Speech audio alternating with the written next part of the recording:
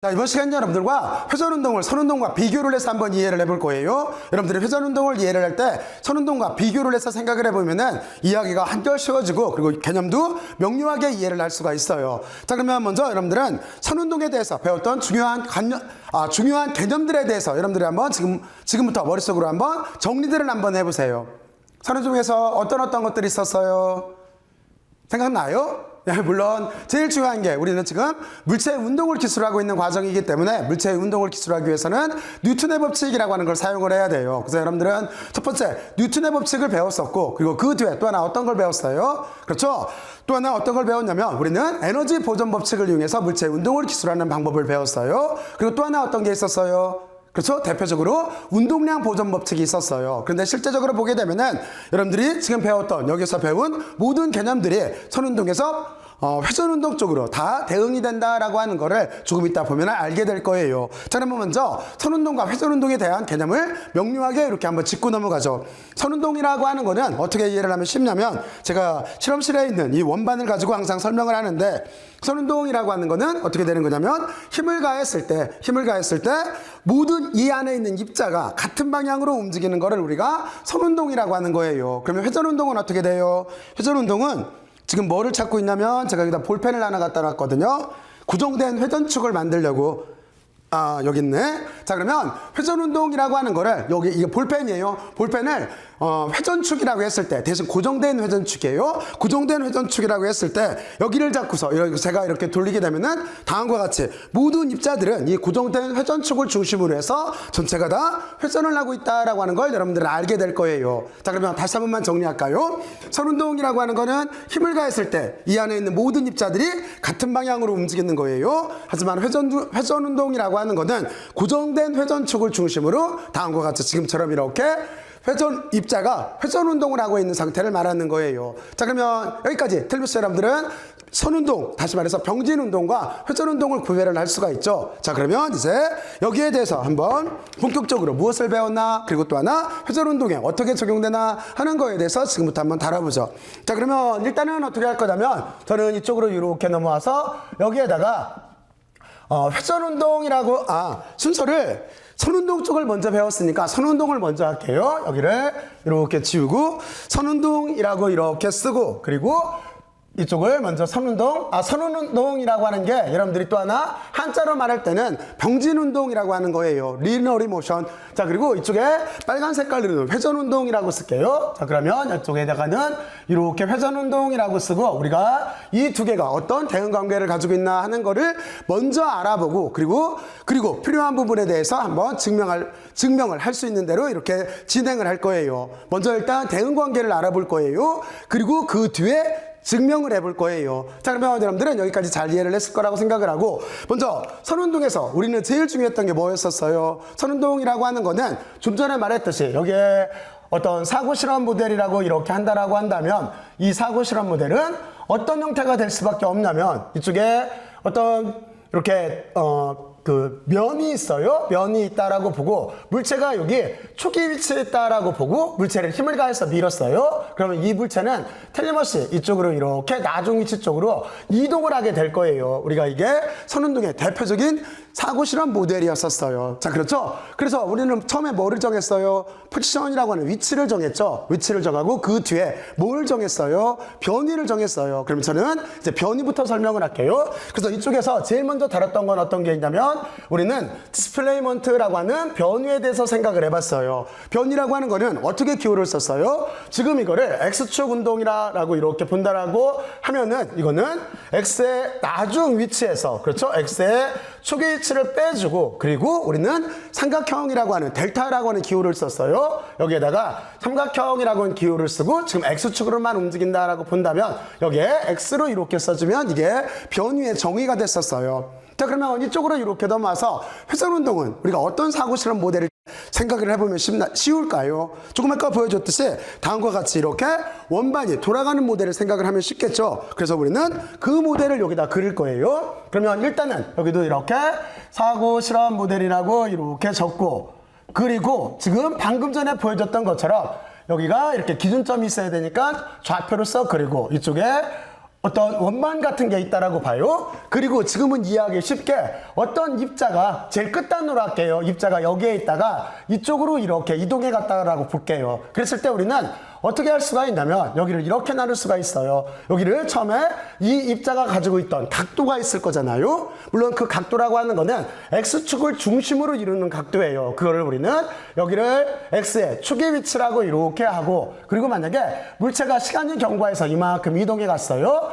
그러면 이만큼 각도를 여기가 X가 아니고 세타겠죠. 여기가 세타 초기 각도니까 세타의 i라고 이렇게 쓰고, 그리고 나중에 이동한 이쪽을 뭐라고 쓸 거냐면 세타의 나중 각도라고 이렇게 쓸 거예요. 그러니까 여기다 쓰면은 헷갈리겠네요. 그래서 여기가 초기 각도에 있던 게 나중 각도로 이동했다라고 다음과 같이 이렇게 표시를 하면은 우리는 각변이라고 하는 걸 정의를 할 수가 있을 거예요. 그러니까 있죠, 개념상 선운동에서 변위에 대응되는 게 이쪽은 앵귤러라고만 붙이면 돼요.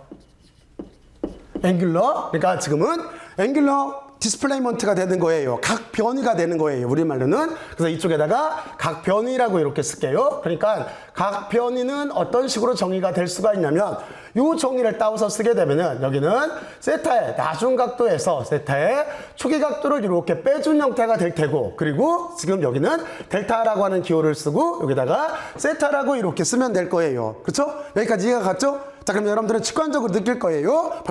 지금부터 느낄 거예요. 왜냐면 선운동에 있는 것들이 다 회전운동으로 대응이 될 수 있구나라고 하는 거를 여러분들은 느끼기 시작을 했을 거예요. 그렇죠? 자, 그러면 이제 우리는 이걸 이용을 해서 무엇을 구했어요? 변위라고 하는 걸 이용을 해서 그 뒤에 우리가 논했던 거는 속도라고 하는 거예요. 그렇죠? 속도라고 하는 걸 논했는데, 속도는 어떻게 정의가 되어 있냐면 시간에 대해서, 여기 시간에 대해서 위에 있는 변위, 너 어떻게 바뀌었니? 이렇게 질문하면 됐었어요. 그렇죠? 그리고 이거를 기호를 뭐로 썼냐면 벨로시티에서 따와서 이쪽을 우리는 V로 이렇게 썼어요. 그러면 똑같은 논리에 의해서 이쪽 각변이라고 하는 건 어떻게 쓸 수가 있어요? 앵글러만 붙여주면 된다고 했으니까 여기다가 각이라고 이렇게 쓰고 이쪽에다가 각속도라고 쓰면 될 거예요. 자, 그리고 기호는 어떻게 되는 거냐면 이쪽에 알파벳 기호를 써요. 그리고 이쪽이 그리스 문자 기호를 이렇게 써요. 자, 그래서 이쪽은 이렇게 정의를 하겠죠. 이쪽은 시간에 대해서 여기 있는 각변이 너 어떻게 바뀌었니? 이렇게 질문을 하면 되는 거고, 그리고 조금 아까 말했듯이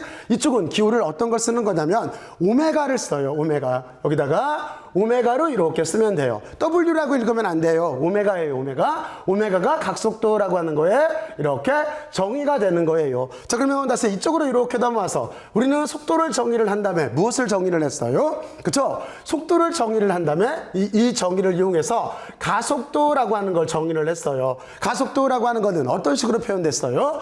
가속도라고 하는 거는 시간에 대해서 속도는 어떻게 바뀌었니? 이렇게 질문을 하면 되는 거고, 그리고 엑셀러레이션 에서 따와서 여기를 A자로 이렇게 기호 처리를 했어요. 자, 그러면 우리는 각속도가 정의가 되어져 있으니까 저쪽에서 진행되고 있는 정의와 똑같이 이쪽은 어떤 걸 정의를 할 수가 있냐면 여기는 가속도를 이렇게 정의할 수가 있을 거예요. 그러면 가속도는 어떻게 되겠어요? 시간에 대해서 여기 있는 각속도 오메가 어떻게 바뀌었니? 이렇게 질문을 하면 되는 거고, 그리고 이쪽은 기호를 어떤 걸 쓸 거냐면은 알파를 쓸 거예요. 여기다가 이렇게 알파를 써주면 돼요. 자, 그러면 여러분들은 이제 사고실험 모델을 통해서 선운동일 때, 그리고 회전운동일 때 변위, 속도, 가속도라고 하는 걸 이렇게 정의를 했어요. 자, 그리고 우리는 이걸 왜 배웠었어요? 그쵸? 여기서 어떤 걸 이용을 하려고 배웠냐면 여기는 가속도를 뉴턴의 이법칙에 적용시키기 위해서 배웠던 거예요. 그러면 뉴턴의 이법칙은 어떻게 돼요? 힘이라고 하는 걸 논할 때, 그렇죠? 힘이라고 하는 걸 논할 때 이 힘은 F 이퀄 ma라고 하는 바로 요 식을 이렇게 쓸 거였었어요. 그래서 여기에 있는 가속도를 F 이퀄 ma에다가 우리가 가속도를 먼저 정의를 해보고 대입을 해서 기타 등등등 하는 어떤 문제가 있으면 그 문제를 해결할 수 있었던 거예요. 그러면 이쪽에 힘이 있다라고 한다면 이쪽에도 대응되는 개념이 있겠죠? 그걸 우리가 돌림힘이라고 해요. 돌림힘. 여기를 돌림힘이라고 이렇게 쓸게요. 근데 실제는 이 돌림힘은 언뜻 보면은 이쪽에 우리말로 번역을 했을 때 힘이 들어가 있어서 힘이라고 착각할 수가 있는데 실제 엄밀히 말하면 힘은 아니에요. 힘은 아니에요. 그리고 여기를 그래서 가급적이면은 토크라고 하는 용어로도 같이 기억을 해두는 게 좋아요. 그래서 돌림힘이라고 하는 거는 토크라고 해요. 토크라고 이렇게 해요. 그리고 기호는 어떻게 쓰냐면 기호는 이쪽에 F를 쓰고 있기 때문에 여기 돌림힘이라고 하는 토크는 기울을 타우를 써요. 타우. 여기가 이렇게 타우로 써요. 타우. T자가 아니에요. 타우로 써요. 그리고 여러분들이 한번 생각을 해보면은 우리는 여기에 있는 질량이라고 하는 거에 대한 의미를 이해를 할 수가 있어요. 요 식에서. 그러면 질량이라고 하는 건 어떤 뜻이에요? 질량이라고 하는 거는 힘을 가해서 물체를 가속시킬 때 어려운 정도를 뜻하는 거예요. 그렇죠? 그러면 운동의 성격을 바꾸지 않으려고 하는 거는 뉴턴의 법칙에서 개념이 뭐라고 설명을 하고 있어요? 그렇죠? 그게 관성인 거죠. 그래서 우리가 여기에 있는 질량이라고 하는 거는 실제는 이게 관성 질량을 말하는 거예요. 여기가 그러니까 관성을 뜻하는 거예요. 관성.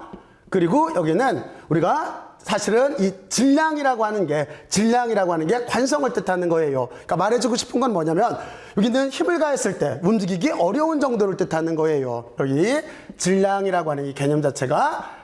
그러면 이쪽에서는 우리가 똑같은 개념으로 여기다가 이렇게 대응을 시키면 되겠죠. 그러니까 질량과 대응이 되는 개념 자체가 어떤 게 있냐면 이쪽은 어떻게 하면 되겠어요? 돌리려고 하는데 돌아가기 어려운 정도를 뜻하면 되겠죠. 그렇죠? 그런데 그거를 기호를 I로 써요. I로 이렇게 써놓고 나서 여기를 회전관성이라고 하는 거예요. 그러니까 회전관성 돌리려고 하는데 잘 안 돌아간다라는 뜻으로 회전관성이라고 해요. 그래서 우리는 여기에 회전관성이라고 하는 개념이 이렇게 들어가져 있으면 돼요. 그리고 여기서 말하는 회전관성이라고 하는 거는 실제는 우리가 사회에서 관성 모멘트라고 하는 바로 그 개념이에요. 그래서 여기가 다른 말로는 여기도 토크를 이렇게 묶어줄게요. 안 헷갈리게.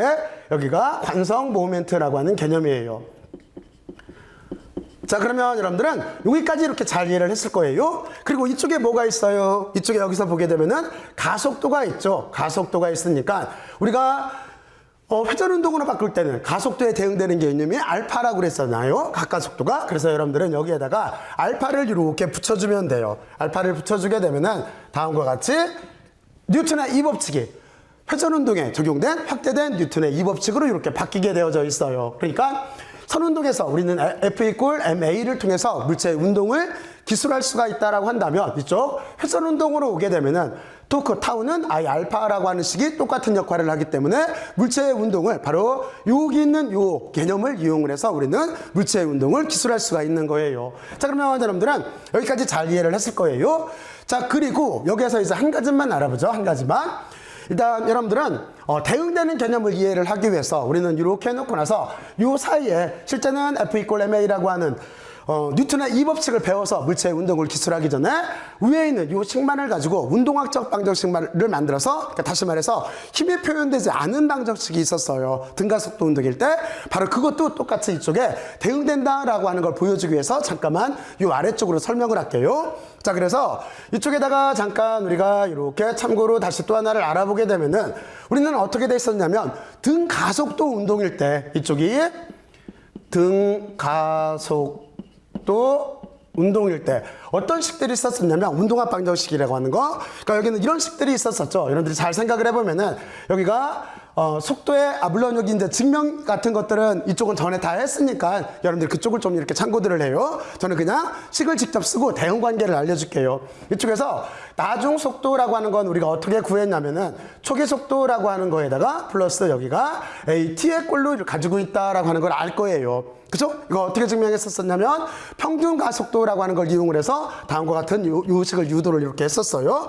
그러면 우리가 이거를 회전운동으로 이렇게 바꾸게 되면은 여기를 어떻게 쓸 수가 있냐면 이쪽은 V라고 하는 거는 여기 있는 오메가로 바꿔주면 돼요. 그러니까 나중 각속도라고 하는 거는 어떻게 쓰면 되는 거냐면 초기 각속도에다가 A라고 하는 거는 알파로 바꿔주면 알파, 그러니까 각가속도에다가 T를 곱한 식으로 다음과 같이 이렇게 대응 관계가 성립을 해요. 자, 그리고 그 뒤에 우리는 어떻게 했었어요? 평균 속도라고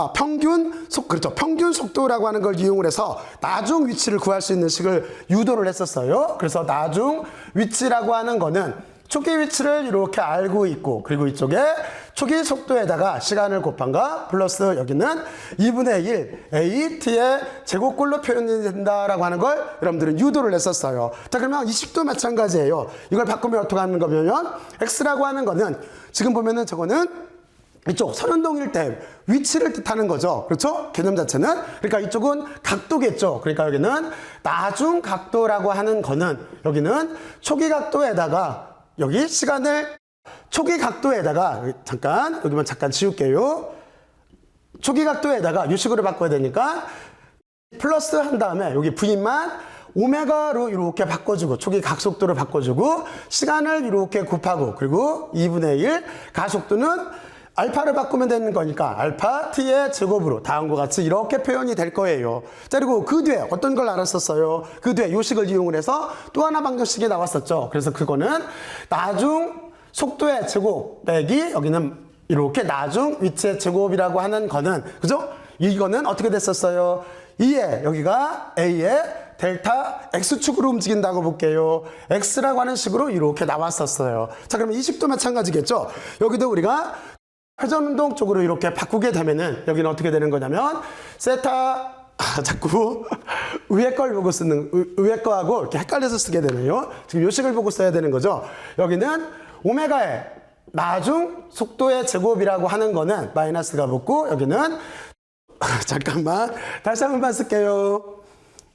대응만 시키면 되는데 헷갈리네요. 여기를 오메가를 바꿔주면 되겠죠. 오메가의 초기 속도의 제곱꼴로 이렇게 쓰면 되는 거고 2는 상수니까 똑같이 쓰고 A는 가까속도 알파로 이렇게 써주고 그리고 이쪽에 델타 X가 있으니까 여기는 델타 세타로 이렇게 바꿔주면 될 거예요. 그러면 우리는 여기서 보듯이 등가속도 운동이라고 하는 게 여기가 등가까속도 회전운동에서도 똑같이 성립을 한다라고 하는 걸 여러분들은 다음과 같이 이렇게 이해를 할 수가 있을 거예요. 자, 그러면 여러분들은 여기까지 이렇게 이해를 했어요. 자, 그리고 나서 이제 우리는 어떤 걸 공부를 했어요? 여기까지 기본적으로 뉴턴의 법칙에 대해서 기본적인 개념을 이해를 했다라고 한다면 또 하나 중요한 개념이 나왔었죠. 그건 어떤 거였었어요? 에너지 보존 법칙이었었죠. 그래서 이쪽으로 들어가서 에너지 보존 법칙에 대해서 설명을 할게요. 자, 그러면 이쪽은 여기에다가 이렇게 놓고 나서 뉴턴의 법칙이라고 잠깐 쓸게요. 여기 그냥 뉴턴이라고만 쓸게요. 뉴턴에 대한 개념을 이렇게 바꿀 수가 있고 그리고 두 번째는 이제 이쪽을 첫 번째라고 붙일까요? 첫 번째 뉴턴의 법칙 쪽이 이렇게 회전운동 쪽으로 바뀌어요. 자, 그리고 두 번째 또 하나 중요했던 개념이 있었어요. 두 번째 그건 뭐냐면 에너지 보존이었었어요. 그러면 여기다가 에너지 보존이라고 하는 이 개념은 회전운동일 때 어떻게 되나 하는 거를 지금 여기다 설명을 할게요. 자, 그러면 먼저 여러분들은 어떤 생각을 해야 되는 거냐면 우리가 에너지 보존 법칙을 이해를 하려면 제일 먼저 어떤 생각부터 했었어야 됐어요. 그렇죠? 어떤 것부터 정의를 해왔냐면 일이라고 하는 것부터 정의를 했어요. 자, 그래서 일단 이쪽에다가 선운동을 이렇게 선운동일 때 일에 대해서 논할 거기 때문에 선이라고 쓰고 그리고 이만큼 간격 여기에다가 다시 회전운동에서 앞자만 따와서 회라고 이렇게 써놓을게요.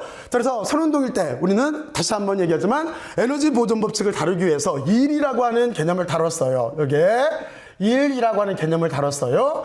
일이라고 하는 거는 어떻게 표현됐냐면 일은 웍에서 따와서 W로 이렇게 썼고 이거는 힘을 가해서 물체를 이동시키면 되는 거였었죠. 그래서 힘을 가해서 물체를 이동시키면 여기는 일단은 미분 형태로 안 쓸게요. 일단은 이렇게 놓고 나서 그 뒤에 일반화를 시킬게요. 물체를 이렇게 이동을 시키면 됐었어요. 자, 그러면 회전운동에서 일이라고 하는 거는 어떻게 하면 될까요? 자, 그러면 이쪽으로 한번 봐요. 여기를 기호를 W로 써서 회전운동에다가는 똑같이 W로 쓰면은 이렇게 써도 상관은 없어요. 근데 기호가 헷갈릴지 몰라서 이쪽은 회전운동을 아까 로테이셔널 모션이라고 한다고 그랬잖아요. 그래서 거기에서 따와서 R자를 이렇게 붙여줄게요. 이쪽에다가 R을 이렇게 붙이고 그러면 여기는 회전운동일 때 일의 정의는 어떻게 하면 되는 거냐면 힘이라고 하는 거는 여기에서 힘이라고 하는 거는 대응되는 개념이 토크이기 때문에 토크 타우를 이렇게 바꿔주면 돼요. 토크로 이렇게 바꾸고 그리고 이쪽을 벡터로 표현했으니까 여기도 벡터를 쓸게요. 여기 점곱이 있어요. 여기 점곱을 이렇게 쓰고 그리고 R이라고 하는 거는 얘는 X, Y, Z축으로 움직이는 거죠. 근데 지금 얘는 어떻게 돼요?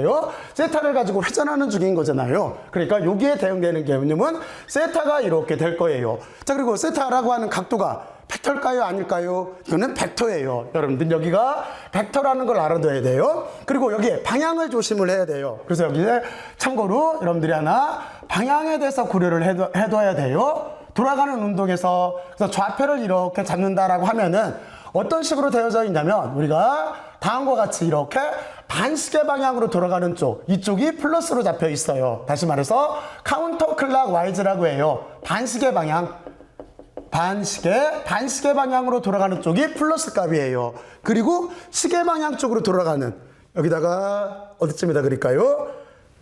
그냥 이쪽에다 이렇게 그릴까요? 시계 방향으로 돌아가는, 이게 시계 방향이에요. 이게 클락와이즈예요. 시계 방향 쪽으로 돌아가는 게 마이너스로 이렇게 정의가 되어져 있어요. 여러분들은 여기 조심해야 돼요.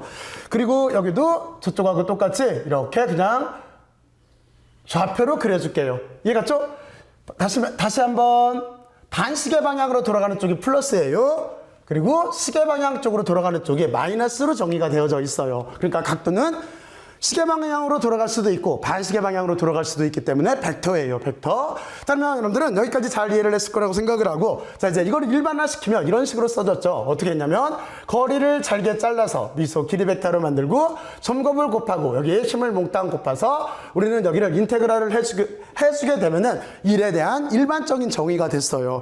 그러면 이쪽도 마찬가지겠죠. 이쪽도 1이라고 하는 건 어떻게 하면 되는 거냐면 세타를 잘게 잘라서 미소 각도로 이렇게 만들어 놓고 여기는 점곱을 이렇게 찍고, 그렇죠? 그리고 여기에 토크 타우라고 하는 걸 이렇게 쓰고, 그리고 이쪽에 전체를 이렇게 잘게 잘렸으니까 다 더하면 되는 거니까 다 더한다라고 이렇게 써주게 되면은 저게 회전 운동에 대해서 1에 대한 일반적인 정의가 될 거예요. 그리고 우리는 이 뒤에 어떻게 했어요? 이 뒤에 생각해보면 어떻게 했냐면 여기에 있는 힘이라고 하는 걸 찾았죠. 힘이라고 하는 걸 찾아가지고 이걸 이용해서 뭐를 구했어요? 운동 에너지하고 포텐셜 에너지. 그렇죠? 그 말은 그걸 구했었어요. 그렇잖아요? 물체가 힘을 받아서 운동할 때는 F 이퀄 MA를 넣고, 그리고 물체가 위에서 떨어질 때는 F 이퀄 마이너스 mg를 넣고, 그리고 그 뒤에 물체 탄성력이 작용할 때는 후크의 법칙에 의해서 F 이퀄 마이너스 KX라고 하는 그 식을 넣어서 우리는 운동 에너지 그리고 포텐셜 에너지 두 개를 구했어요. 자, 그러면 그것도 여러분들이 일단 유도를 전 시간에 다 해봤으니까 지금은 여기 결과만을 쓸게요. 그래서 우리는 여기다가 조금 아까 말했던 그 힘을 넣어서 그 뒤에 논했던 게 어떤 거냐면 운동 에너지라고 하는 걸 논했어요. 여기다 운동 에너지라고 이렇게 쓸게요. 그리고 이 운동 에너지라고 하는 거는 결과가 어떻게 나왔어요? 운동 에너지 K라고 하는 거는 여기가 2분의 1 mv의 제곱의 형태로 이렇게 써졌어요. 그렇죠? 그러면 이쪽도 똑같이 운동 에너지에 대응되는 개념이 있겠죠. 무슨 얘기냐면 각 운동 에너지가 있겠죠. 그렇죠? 그래서 이쪽은 어떻게 쓰면 되는 거냐면 지금부터 잘 봐요. 운동 에너지는 일단 카이네틱 에너지라고 해서 이게 K로 쓰니까 K로 쓰고, 그리고 요거와 구별하기 위해서 R자를 이렇게 붙일게요. 그러니까 회전 운동 에너지가 되는 거예요. 이거는 어떻게 되면 되는 거냐면 2분의 1은 상수니까 그대로 여기다 이렇게 쓰면 돼요. 그리고 질량이라고 하는 거는 뭐였었어요? 여기서 보게 되면은 질량이라고 하는 거는 이쪽에 회전 관성 I로 이렇게 바꿔주면 됐었죠. 그러니까 이쪽은 여기 쓰면은 혹이라도 또 다시 한 번만 해볼까요? 여기에다가 회전관성 I를 넣어주면 되는 거예요. 그렇죠? 그리고 속도는 어떻게 바꿔주면 되겠어요? 속도라고 하는 거는 여기에서 각속도 오메가로 쓴다고 했으니까 오메가로 이렇게 쓰고 제곱을 붙여주게 되면은 이게 회전운동에서의 운동 에너지가 되는 거예요. 자, 그러면 여기까지 이해갔죠? 자, 그리고 나서 우리는 운동 에너지를 구한 다음에 이쪽에서는 어떻게 써요? 이쪽에서는 우리가 포텐셜 에너지를 구했어요. 여기서 위치 에너지라고 하는 거 포텐셜 에너지라고 이렇게 쓸게요.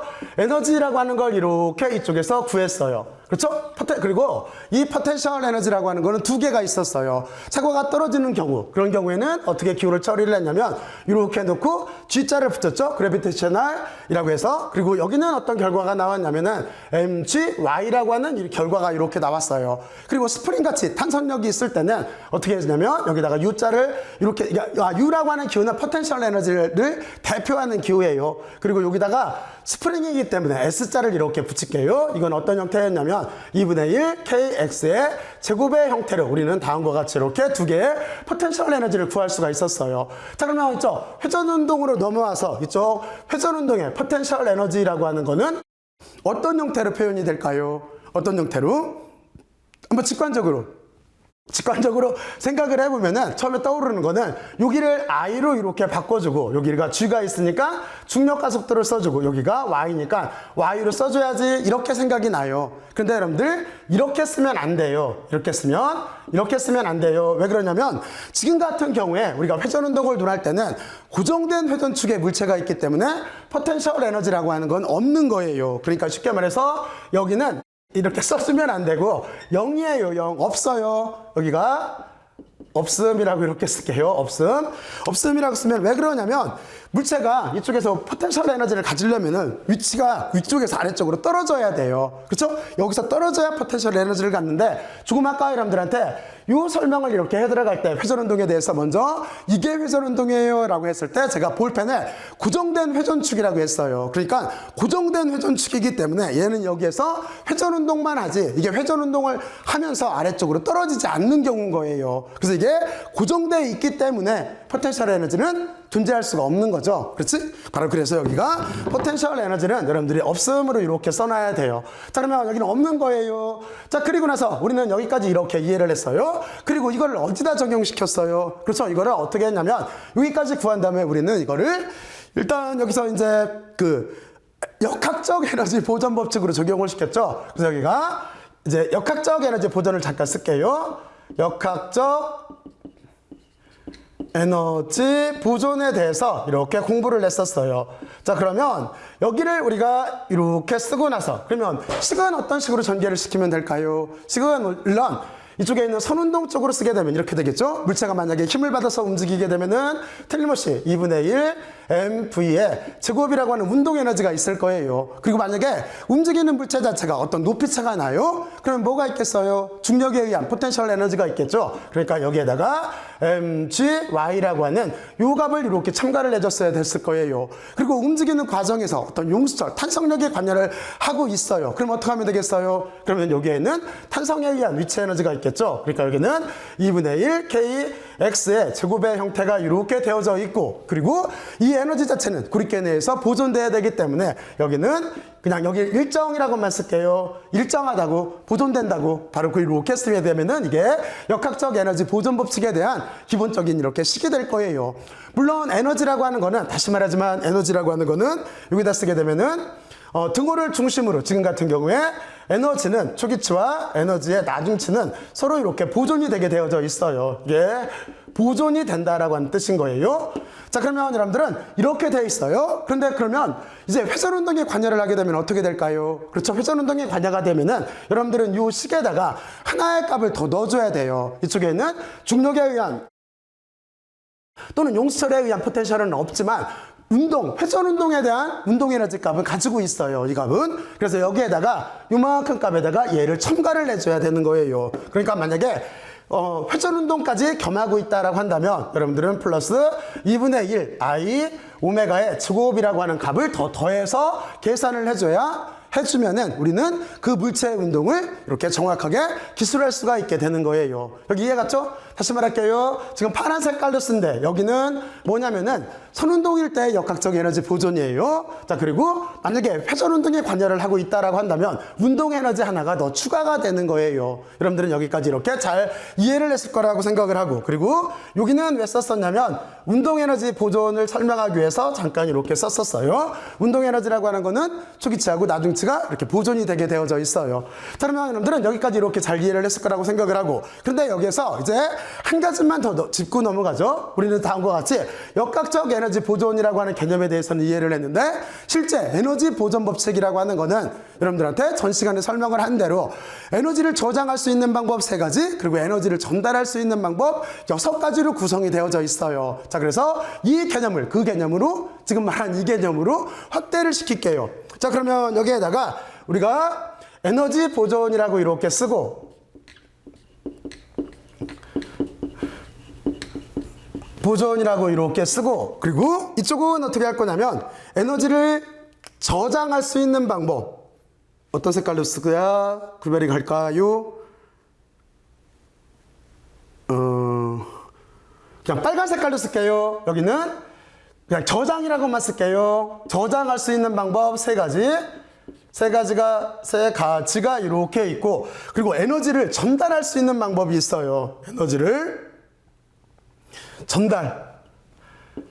전달할 수 있는 방법이 이게 6가지가 있어요. 6가지가 있기 때문에 여기에 대해서 이렇게 알아보죠. 자, 그러면 여러분들은 여기까지 이렇게 잘 이해를 했을 거라고 생각을 하고, 그리고 등호를 이렇게 쓴 다음에 에너지를 저장할 수 있는 방법은 어떤 게 있어요? 우리가 이 일에 대한 정의를 해서 운동 에너지, 포텐셜 에너지를 구했으니까 틀림없이 운동 에너지를 통해서 에너지가 저장이 될 거예요. 그래서 먼저 첫 번째 쓸 거는 운동 에너지를 통해서 에너지가 저장된다라고 이렇게 써주면 되는 거고, 그리고 두 번째는 포텐셜 에너지를 공부를 했어요. 그렇죠? 다시 말해서 잠재적인 에너지로도 에너지가 저장이 될 거예요. 그러니까 여기가 포텐셜 에너지로도 에너지가 저장이 된다라고 이렇게 써주면 되는 거고, 그리고 여기 앞에까지는 안 나왔는데 또 하나가 있어요. 어떤 게 있어요?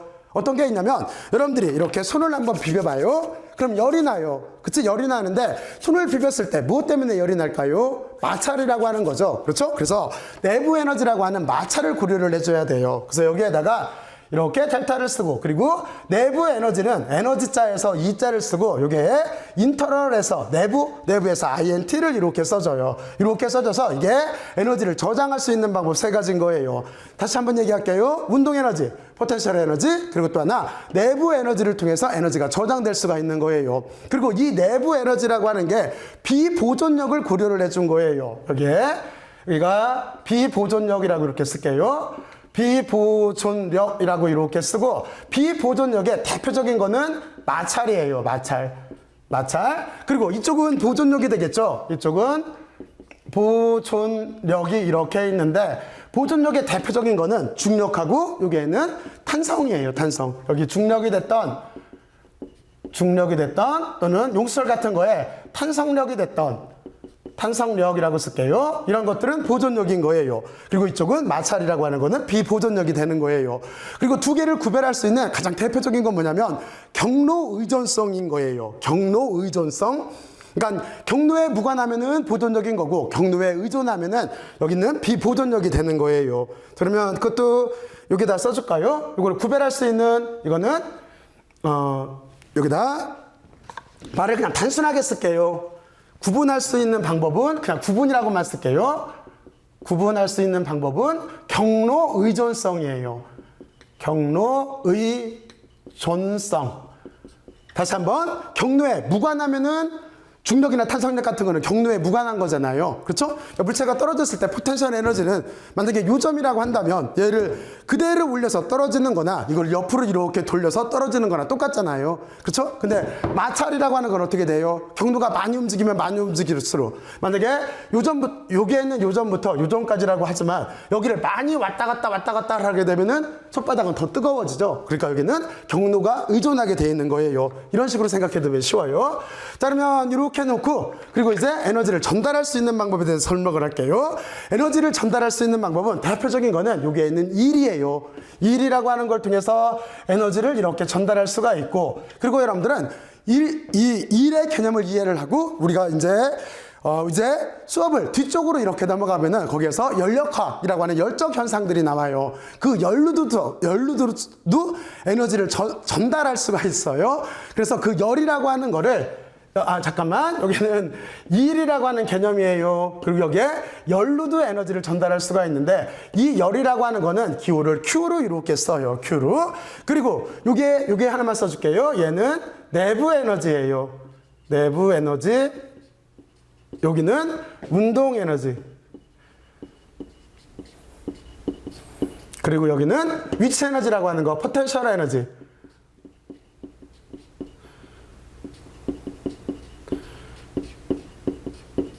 이렇게 이름을 붙여줄게요. 자, 그리고 이쪽으로 다시 이렇게 넘어와서 에너지를 전달할 수 있는 방법이 지금 일이 있고 열도 있어요. 열도 있는데 나머지 4가지는 마땅한 기호가 없어요. 그래서 기호가 없어서 저는 어떻게 쓸 거냐면은 그냥 트랜스퍼 또는 트랜스미션이라고 하는 전달이라고 하는 의미에다가 어떤 게, 다시 말해서 파동이면 웨이브, 그러면 W자를 붙이는 형태로 쓸게요. 여기 한 번만 보면 알아요. 마땅한 기호가 없기 때문에 저는 이렇게 할게요. 지금 제 목소리처럼 소리로 써도 에너지가 전달될 수가 있어요. 그리고 여기 보면은 벨이 하나 있는데, 탁상용 벨이 있는데, 소리 들리죠? 이것처럼 바로 소리를 통해서도, 다시 말해서 파동을 통해서도 에너지가 전달될 수가 있어요. 그래서 여기를 기호를 어떻게 쓸 거냐면은 여기에다가 T자를 이렇게 전달된다는 의미로 이렇게 T자를 써놓고, 지금 이런 형태가 파동으로서 에너지가 전달되는 거니까 파동, 웨이브에서 W자를 쓸게요. 그래서 여기가 기호를 이렇게 TW로 이렇게 쓸게요. 자, 그리고 또 하나 어떤 게 있냐면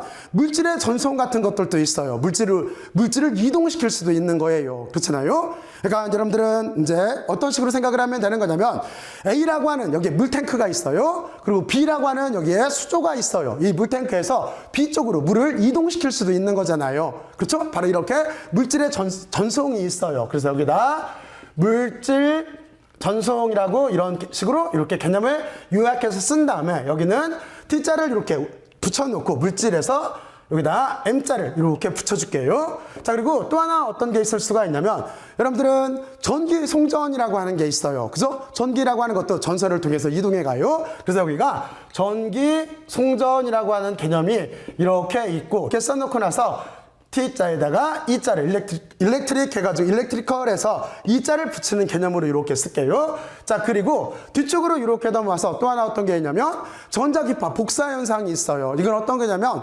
태양으로부터 햇빛이 날라오잖아요. 햇빛이 날라오게 되면 거기에서 에너지 같은 것들이 전달이 되는 거잖아요. 이걸 뭐라고 불러요? 복사라고 불러요. 근데 복사를 라디에이션이라고 해요. 그래서 R자로 이렇게 쓸게요. 그리고 여기다가는 복사라고 이렇게 쓸게요. 전자기 복사 같은 것들, 전자기파 또는 전자기 복사 같은 것들, 그래서 여기다가 R자만 이렇게 붙여서 이렇게 쓸게요. 자, 그러면 다음과 같은 경우로 우리는 에너지 보존 법칙을 이렇게 논할 수가 있어요. 근데 우리가 이런 문제를 다룰 때 일단 이제 가장 기본적으로 1학년 과정에서 다룰 때는 어디까지 주로 다루냐면 여기까지 이렇게 다뤄요. 2라고 10까지 다뤄요. 그리고 역학 개념으로 다룰 때는 일단은 기본적으로 더 기본적으로 다룰 때는 1까지만을 다뤄요. 아까도 말했지만 열이라고 하는 거는 연력학이라고 해서 이쪽 뒤쪽 파트에 있어요. 여기는 거기 가서 설명을 할게요. 자, 그리고 우리가 요만큼 부분, 1까지 부분만 다시 한 번만 고려를 할게요. 왜 그러냐면 여기에 마찰이라고 하는 게 나와서. 자, 그러면 여러분들은 여기에 있는 내부 에너지라고 하는 거는 여기에 대해서 잠깐만 논할게요. 그러면 내부 에너지라고 하는 거는 우리가 어떻게 쓸 수가 있냐면, 그러니까 마찰이 한 일이에요.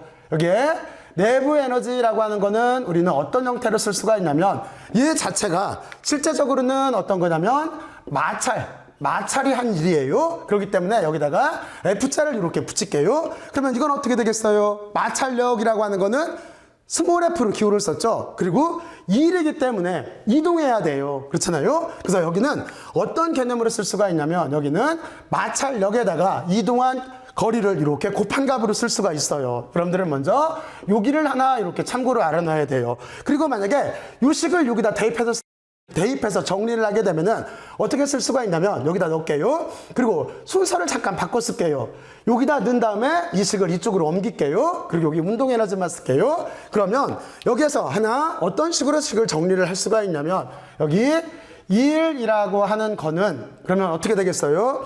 1이라고 하는 거는 얘를 여기다 넣어서 넘겼기 때문에 마이너스가 있고 FD로 이렇게 쓸 수가 있겠죠. 그리고 이쪽에는 뭐만 남아요? 운동 에너지만 이렇게 남겠죠. 운동 에너지만 이렇게 남고 지금 포텐셜 에너지는 고려를 하지 않을게요. 이런 형태로 우리가 식을 이렇게 또 하나를 쓸 수가 있어요. 그리고 여러분들은 여기에 있는 식의 의미에 대해서 한번 생각을 해봐야 돼요. 여기에 있는 식에 대해서 이 식은 어떤 걸 뜻하고 있을까요? 이 식은 여러분들은 이걸 어떻게 생각하면 쉽냐면 우리가 어떤 일이라고 하는 걸 해서 물체를 이동시킨다라고 해봐요. 그랬을 때 내부 에너지, 다시 말해서 마찰이 끼게 되면은 이쪽은 운동 에너지니까 물체의 속도를 떨어뜨린다라고 하는 거예요. 얘가 없으면 어떻게 되겠어요? 얘가 없으면은 그대로 일이 곧 운동 에너지로 가는 거니까 운동 에너지라고 하는 자체는 보존이 되는 거죠. 그러니까 물체는 계속 움직이겠죠. 하지만 실제 상황에서 어떻게 돼요? 마찰이 있게 되면은 빼주는 값이기 때문에 이쪽에 속도, 물체는 가다가 쓰게 돼 있다라고 하는 바로 그 뜻이 되는 거예요. 그래서 여러분들은 여기에 있는 이 개념 하나를 이렇게 정리들을 해놓길 바래요. 자, 그러면 여러분들은 여기까지 잘 이해를 했어요. 자, 그리고 나서 이제 또 하나 중요한 개념이 있었어요. 여기까지 이제 에너지 보존 법칙은 여기까지 마무리를 할게요. 그리고 또 하나 우리는 세 번째로 어떤 개념을 배웠었냐면 여기다 세 번째라고 이렇게 쓰고 물체 운동을 기술할 수 있는 선운동적인 방법 중에서 제일 마지막에 배운 게 운동량이었었어요. 그렇죠? 그리고 이 운동량이라고 하는 것도 실제는 컨서베이션이라고 하는 보존이 이렇게 됐었어요. 그렇죠?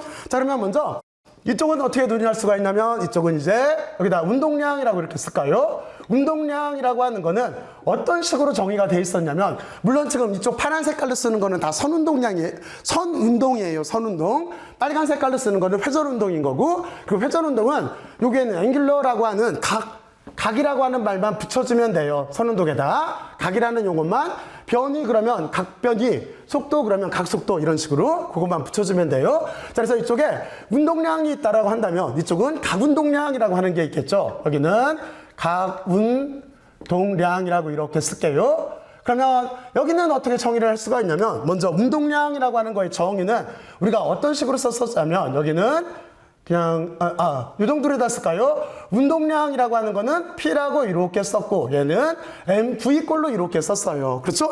그리고 어떻게 됐었어요? 여기 속도가 벡터고 질량은 스칼라량이니까 운동량이라고 하는 거는 벡터량이었었어요. 여기 벡터량이에요. 이거 조심해야 돼요.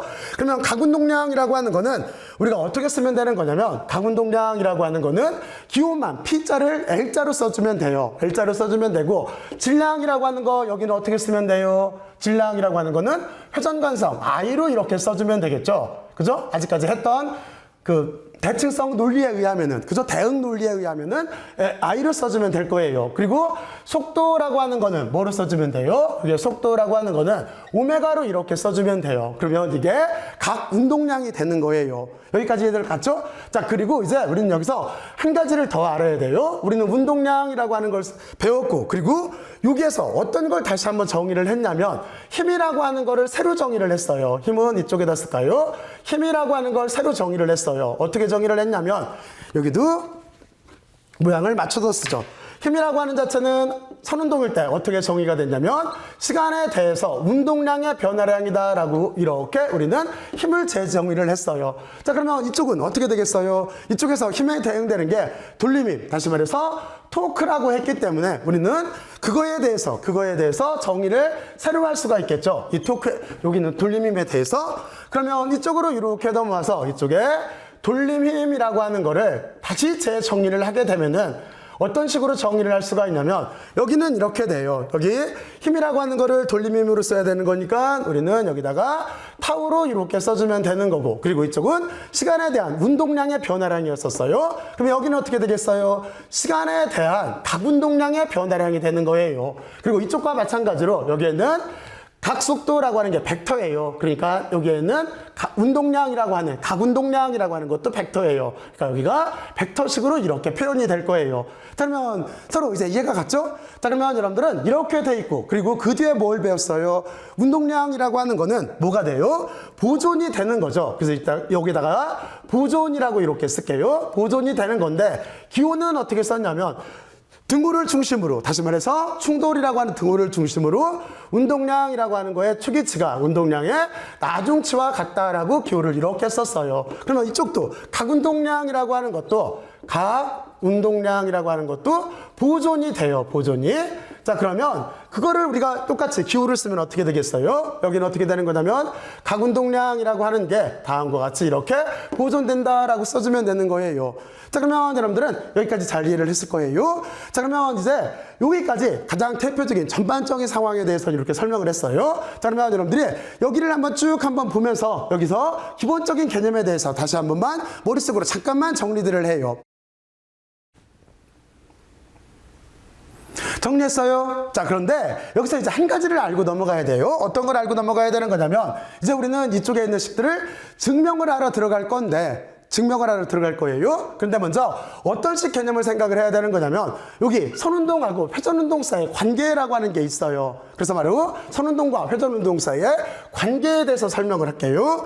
여기에다가 그냥 이렇게 해놓고 관계라고만 줄여서 이렇게 쓸게요. 자, 그러면 어떻게 논할 수가 있냐면 여기에는 속도부터 논할 건데 그 전에 우리는 어떤 걸 논할 거냐면 이쪽에서 정의, 다시 말해서 라디안이라고 하는 정의부터 잠깐 시작을 할게요. 자, 그러면 어떤 식으로 생각을 할 수가 있냐면 우리는 이렇게 좌표를 잡고 그리고 여기에 일단 물체가 있어요. 물체가 있는데 하나를 생각을 해야 돼요. 어떤 생각을 해야 되는 거냐면 지금 이쪽 회전운동을 논할 때 하나를 생각을 해야 되는데 어떤 생각을 해야 되는 거냐면 우리가 선운동일 때는 여기를 어떤 식으로 생각을 했냐면 질량 중심으로 생각을 했어요. 무슨 얘기냐면 어떤 자동차가 이렇게 있다라고 하면은 그러면 우리는 이 자동차에다가 만약에 위치 벡터를 그린다라고 한다면 어디다 그려야 될지 이렇게 입체를 가지고 있으면 막막한 거예요. 그래서 어떻게 했어요?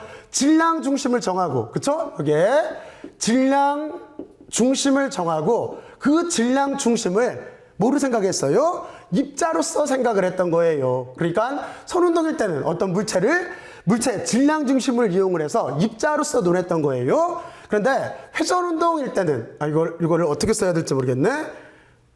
여기가 선이라고 이렇게 쓸게요. 첫 번째 거. 그런데 두 번째, 우리가 회전운동일 때는 여기에 개념이 약간 달라져요. 여기만 구별할 수 있게 이렇게 쓸게요. 이쪽에서 어떤 물체를 질량 중심을 중심으로 해서 입자로서 이렇게 해놓고 나서 우리가 선운동이라고 하는 걸 다뤘다라고 한다면 회전운동일 때는 입자로서 생각을 하면은 회전이 되는지 안 되는지 알 수가 없잖아요. 그쵸? 입자 아주 작은 점 같은 존재, 단지 크기도 사실상 없는 건데 아주 작은 점 같은 존재가 있다고 생각을 해봐요. 걔가 회전을 해요. 어느 쪽으로 회전할까요? 구별할 수가 없죠. 바로 그래서 어떻게 생각을 할 거냐면 그 입자를 크게 키워요. 그리고 그거를 우리가 리지드 바디라고 하는 강체라고 해요. 그래서 우리는 회전운동으로 넘어오게 되면은 이쪽이 입자를 논했다라고 한다면 여기는 강체라고 하는 조건으로 말하는 거예요. 근데 이 강체라고 하는 거는 완벽하게 이상적인 물체예요. 그러니까 내부 진동이나 어떤 열적 효과도 없고 내부 진동도 없고 이런 게 아무것도 영향을 받지 않는 이상적인 물체를 강체라고 생각을 해요. 그리고 우리는 회전운동을 다룰 때 바로 그 강체라고 하는 이상적인 물체를 중심으로 다루는 거예요. 그리고 그 물체는 꼭 원형이 아니어도 상관이 없어요. 비대칭적에도 상관이 없어요. 근데 지금은 이해하기 쉽게 원형으로 이렇게 그리고 라디안이라는 개념만 잠깐 설명을 하고 넘어갈게요. 자, 그러면 이 두 가지 반드시 구별해야 돼요. 이쪽에서는 다시 말하지만 질량 중심을 이용을 해서 선운동일 때는 입자로서 논했어요. 근데 우리는 지금 여기 가려져서 리지드를만 쓸게요. 리지드 바디라고 하는 강체로서 다루는 거예요. 강체로서.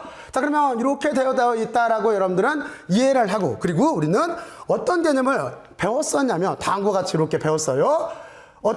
여기 반지름을 R이라고 하고, 이만큼 여기 반지름 각도를 세타라고 하고, 그리고 이쪽 현호를 S라고 했을 때 어떤 개념이 있었냐면 여기는 S라고 하는 길이는 R에다가 세타를 이렇게 곱해주면 됐었어요. 그렇죠? 바로 이런 식으로 이렇게 곱해주면 됐었어요.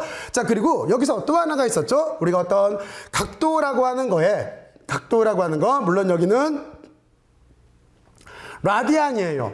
라디안이라고 하는 각도는 어떻게 됐냐면 이쪽에 파이라고 하는 게 있었고 이쪽은 180도가 있었고 그리고 이쪽에 세타라고 하는 개념이 이렇게 있었고 이건 각도인 거죠. 각도. 디그리라고 하는 각도죠. 그래서 여기다 디지름만 이렇게 쓸게요. 각도를 이렇게 곱한 식이 성립한다라고 하는 걸 우리는 여기를 이렇게 배웠어요.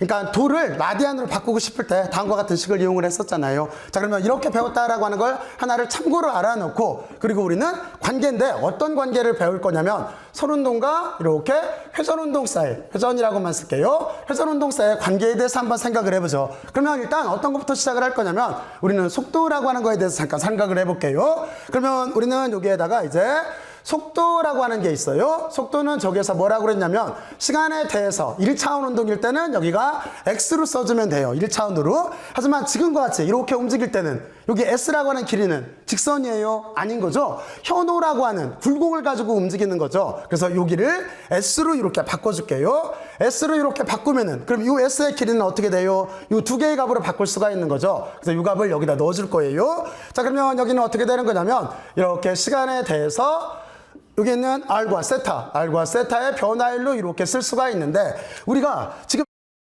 시간에 대해서 바뀌는 거는 R이에요, 세타예요? 이건 해보면 알겠죠? 이쪽에서 이렇게 해보게 되면은 시간에 대해서 바뀌고 있는 거는 이쪽에 있는 반지름이 아니라 각도인 거죠, 각도. 각도가 바뀌고 있는 거죠. 그러니까 이 식을 우리는 여기서 이렇게 쓸 수가 있어요. 어떻게 쓸 수가 있냐면 여기 길이는 밖으로 내놓고 여기는 dt에 d세타로 쓸 수가 있을 거예요. 자, 그리고 시간에 대해서 각도가 바뀌는 거를 여기서 뭐라고 정의를 했냐면 시간에 대해서 각도가 바뀌는 거를 각속도 오메가라고 했어요. 그렇기 때문에 여기는 r 오메가로 이렇게 쓸 수가 있어요. 자, 그리고 이제 우리는 그 뒤에 어떤 걸 정의를 할 수가 있겠어요? 요 두 개 사이의 관계를 찾을 수가 있겠죠. 가속도. 자, 그러면 이쪽에 와서 가속도라고 하는 거는 시간에 대해서 이렇게 속도가 바뀌는 건데, 그런데 속도라고 하는 걸 R 오메가라고 했죠. 회전 운동일 때. 그러니까 회전 운동일 때 속도는 여기가 R 오메가가 이렇게 될 테고, 되면은 그 뒤에 어떻게 하면 되겠어요? 이렇게 될 테고, 그리고 우리는 여기에서 보게 되면은 똑같은 이유에 의해서 R은 밖으로 나갈 수가 있고 오메가로 써주면 되겠죠. 그러니까 여기는 시간이 이렇게 있고 이쪽은 D 오메가로 이렇게 쓸 수가 있을 거예요. 자, 그러면 시간에 대해서 속도가 바뀌고 있어요. 시간에 대해서 각속도가 바뀌고 있는 거는 각가속도 알파의 정의였었어요. 그러니까 여기를 어떻게 쓸 수가 있냐면 알파로 이렇게 쓸 수가 있는 거예요. 그죠? 자, 그러면 우리는 여기서 나온 결과를 저쪽에다가 기억하기 쉽게 한번 이렇게 표로해 놓고 박스로 쳐줄게요. 자, 그러면 이쪽은 어떻게 되겠어요? 변이라고 하는 거는 세타와 R만 곱하면 되는 거고, 속도라고 하는 거는 각속도와 R만 곱하면 되는 거고, A라고 하는 가속도는 각가속도와 R만 곱하면 돼요. 그러니까 우리는 이쪽으로 이렇게 넘어와서 여기를 잠깐 바꿀게요. ds라고 하는 거는, 그러면 여기는 어떻게 되는 거냐면 델타 세타와 관계가 있는데, 그런데 여기다 R만 이렇게 곱해주면 되는 거죠. 그죠? 그리고 이쪽 식은 어떻게 돼요? 여기도 R만 이렇게 곱하면 선속도와 각속도 사이의 관계가 나오는 거고, 이쪽도 R만 이렇게 곱하게 되면은 가속도와 각가속도의 관계로 이렇게 쓸 수가 있어요. 그리고 여기에 있는 요식들이 상당히 유용하게 쓸 수가 있어요. 유용하게 쓸 수가 있으니까 여러분들은 이 선운동과 회전운동 사이의 관계에 대해서 꼭들 이렇게 이해들을 해놓길 바래요. 여기만 이렇게 이해들을 해놔요. 자, 그러면 우리는 여기까지 잘 이해를 했을 거예요. 여기까지 이렇게 잘 이해를 했고, 자, 그리고 나서 이제 한 가지를 더 생각을 해보죠. 어떤 식으로 생각을 할 거냐면, 실제 토크라고 하는 돌림힘이라고 하는 거는 어떻게 되어져 있냐면, 토크라고 하는 돌림힘은 실제는 기하학적 구조를 가지고 있어요. 그리고 이것도 우리가 무엇인가를 이해를 할 때 사고 실험 모델을 만들어 놓으면 기억하기가 쉽잖아요. 그러니까 이해를 해서 그걸 기억해야 되기가 쉽잖아요. 자, 그러면 이쪽도 우리가 이제 돌림힘이라고 하는 거에 대해서 좀 더 자세하게 알아보죠.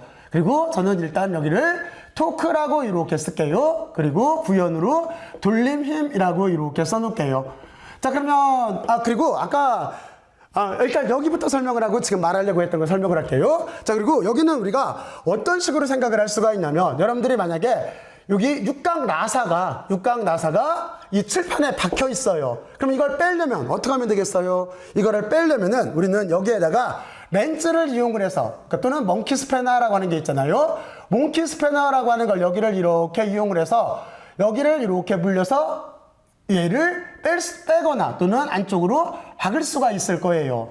이렇죠? 얘가 지금 육각나사가 이 칠판면에 박혀 있어요. 그리고 나는 여기 있는 몽키 스패너를 이용을 해서 이 육각나사를 빼려고 하는 중인 거예요. 그리고 여기 구별하려고 몽키 스패너만 조금만 두껍게 그려줄게요. 이 안에다가 화살표를 그리려고 해서 그래요.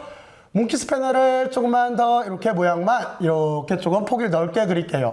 이렇게 될 거예요. 자, 그러면 여기를 어떤 식으로 개념을 생각하면서 쉽냐면, 여기는 스패너 또는 렌치라고 하는 거를 위로 당기면은 또는 아래쪽으로 당기면은 여기 있는 육각 나사는 앞으로 튀어나오거나 또는 안쪽으로 박히게 될 거예요. 머릿속으로 이해가 갈 수가 있죠? 자, 그러면 이렇게 해놓고 나서 이 나사는 얘를 밀게 되면은 하나의 점을 중심으로 회전하게 될 거예요. 우리가 이 점을 고정된 회전축으로 볼 거예요. 고정된 회전축으로 이렇게 볼 거예요. 자, 그리고 힘이 작용을 해야 돼요. 힘이 작용하는 점, 여기를 우리가 작용점이라고 이렇게 할 거예요. 작용점을 이렇게 놓고 나서 힘은 꼭 직각으로 작용하지 않아도 돼요. 일반적으로는 힘은 그냥 여기에서 힘이 지금 같은 경우에 이쪽으로 이렇게 작용한다라고 볼게요. 이게 힘이라고 이렇게 볼 거예요. 그러면 어떻게 하면 되겠어요? 우리는 이 힘을 성분분해를 해주면 되겠죠. 자, 그랬을 때 여기를 어떻게 쓰나 하는 걸 지금부터 봐요. 먼저 우리는 어떻게 할 거냐면 회전축으로부터, 고정된 회전축으로부터 작용점까지 여기로 벡터를 하나를 이렇게 그릴 거예요. 이렇게 그려놓고 나서 여기를 R벡터라고 이렇게 할 거예요.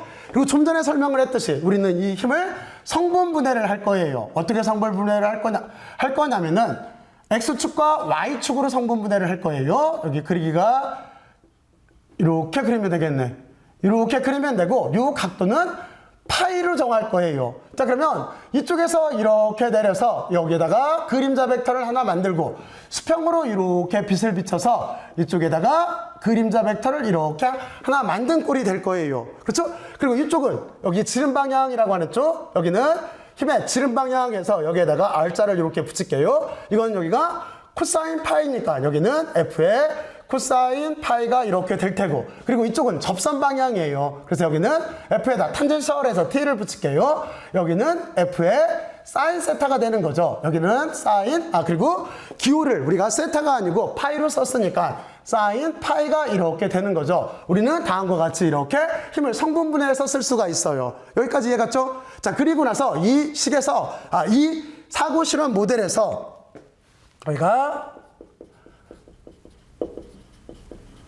우리는 토크라고 하는 거에 일반적인 정의를 구할 수가 있어요. 그래서 정의가 어떻게 되어져 있냐면 토크라고 하는 타우라고 이렇게 쓴다고 그랬죠? 이건 어떤 거냐면 R에다가 크로스 프로덕트가 들어가요. 여기가 벡터 프로덕트가, 그리고 이쪽에다가 힘을 이렇게 곱한 값으로 쓸 수가 있어요. 이게 토크에 대한 일반적인 정의가 되는 거예요. 그리고 다시 한번 말하지만 여기는 얘는 벡터 곱이에요. 다시 말해서 무슨 얘기냐면 이쪽에다 참고로 이렇게 잠깐 볼게요. 저기에서 그냥 임의의 A 벡터, 그리고 만약에 B 벡터가 있다라고 한다면 얘는 A 벡터의 크기, B 벡터의 크기에 여기는 뭐 나와요? 사인 세타가 이렇게 나오는 거죠. 바로 이 관계를 가지고 있다라고 하는 거예요. 그리고 여기는 벡터 프로덕트예요. 벡터 프로덕트예요. 우리말로는 벡터 곱이라고 하는 거예요. 벡터 곱이라고 하는 거기 때문에 여기까지만 이렇게 쓰면 안 돼요. 왜 그러냐면 이만큼은 지금 여기서 여러분들이 쓴 이만큼은 크기만을 논한 거예요. 그렇기 때문에 뒤쪽에다가 얘가 곱하면 벡터가 나오기 때문에 벡터 성분을 써줘야 돼요. 그걸 단위 벡터로 쓰면 돼요. 그러니까 지금 같은 경우에 얘를 밀게 되면은 나사를 앞으로 빠져나와요. 입체적으로 움직이죠. 그리고 그 방향을 저는 그냥 노멀 방향에서 N으로 붙일게요. 그다음 이 뒤에다가 이렇게 방향 성분을 써줘야 되는 거예요. 그래야 여기에는 벡터 프로덕트에 이렇게 그 기하학적인 의미가 돼요. 그리고 여기는 실제로 여러분들이 해보면 알겠지만 평행사 변형의 넓이가 돼요. 왜 그러냐면 여기는 만약에 이렇게 두 가지 벡터가 있다라고 했을 때 이쪽을 그냥 임의로 적을게요. 여기는 그냥 여기도 참고 A 벡터, 그리고 이쪽을 만약에 B 벡터라고 했을 때 여기가 세타예요. 그러면 여기 높이, 얘 높이 얘는 사인 세타가 되겠죠. A의 사인 세타가 될 거예요. 그리고 B 벡터의 크기는 B가 될 거예요. AB 사인 세타. 무슨 뜻? 이렇게 되면은 A 사인 세타에다 B를 곱한 거는 평행사 변형의 면적이 돼요. 여기는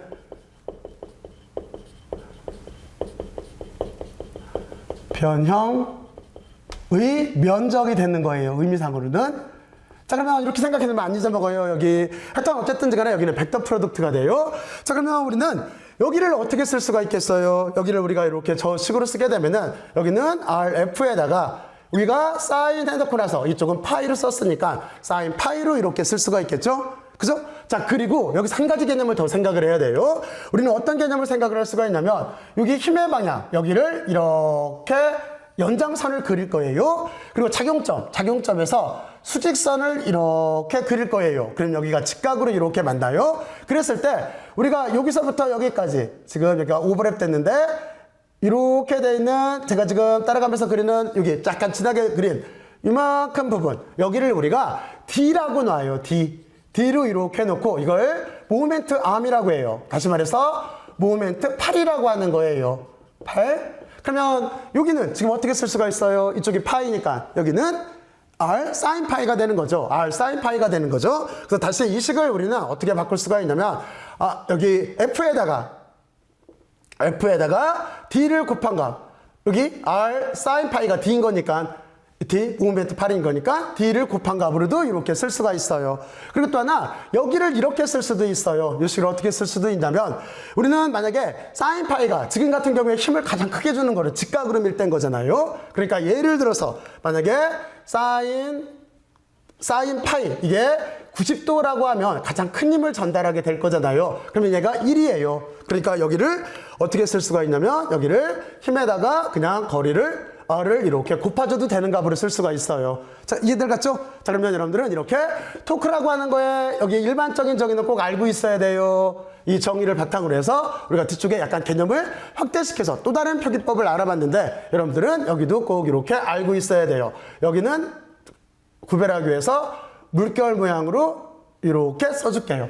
자, 그러면 여기까지 여러분들은 잘 이해를 했을 거라고 생각을 하고, 자, 그러면 이제 토크에 대한 일반적인 정의를까지 구했어요. 자, 그러면 토크에 대한 일반적인 정의까지 구했으면은 이제 한 가지를 더 알아봐야 돼요. 어떤 걸 알아봐야 되는 거냐면, 이쪽으로 이렇게 넘어가서 정말로 여기 있는 유식이 얘가 되는지를 한번 봐야 돼요. 그래서 지금 그 몇 가지만 한번 증명을 해볼게요. 그리고 이걸 증명하는 과정에서 회전관성이라고 하는 엄청나게 중요한 관념이 나와요. 여러분들은 그 부분에 대해서 꼭 이해를 해야 돼요. 자, 그러면 이쪽에서 이쪽으로 정말로 되는지 저렇게 대칭으로, 아까는 말했지만 저는 여기를 대응하는 관념을 이용을 해서 그냥 대칭적으로 바꾼 거잖아요. 그렇잖아요? 왜냐면 힘을 그냥 토크로 써주면 되는 거고, 그리고 이쪽에 질량이라고 하는 거는 관성을 뜻하는 거에 있으니까 이쪽은 돌리기 어려운 정도인 회전관성으로 쓰고, 여기에 가속도가 있으니까 이쪽은 각가속도, 여기 각가속도예요.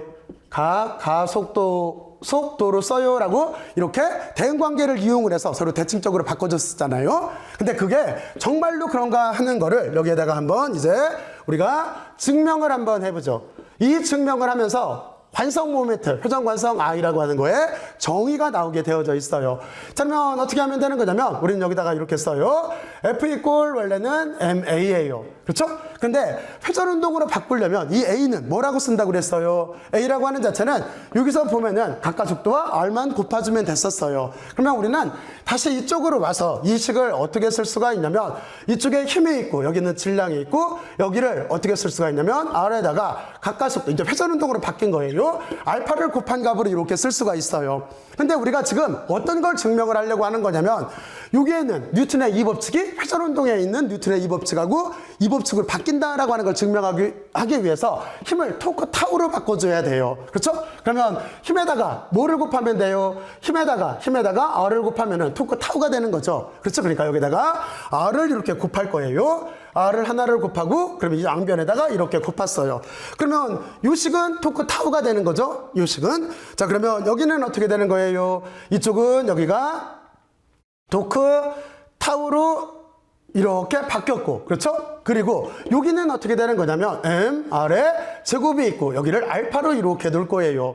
자, 그리고 양쪽을 비교해봐요. 저쪽에서 보면은 타우 있고 알파 있고, 그리고 가운데 있는 부분이 관성 모멘트, 회전관성이라고 하는 I가 돼야 되는 거잖아요. 그래서 이만큼 부분이 I가 될 거예요. 그렇죠? 그러니까 실제적으로 이 식에서 보게 되면은 가로로 묶여져 있는 이만큼이 I로 바뀔 거기 때문에 얘가 토크 타우는 여기가 I 알파 꼴로 이렇게 쓸 수가 있을 거예요. 그죠? 자, 그러면 우리는 회전관성에 대한 첫 번째 정의를 여기서 구했어요. 그래서 이쪽에다가 이제 이렇게 표시를 하나 해놓고 여기를 회전관성이라고 하는 걸 정의를 하면은, 이 회전관성이 관성 모멘트예요.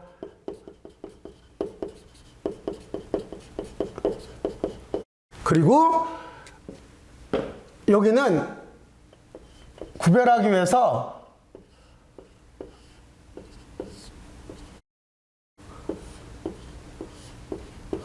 이렇게 끊어줄게요.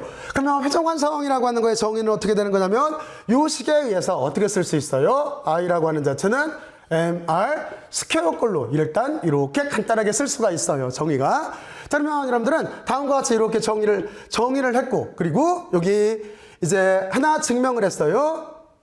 여기도 어떻게 해야 되나? 여기를 이렇게 놓고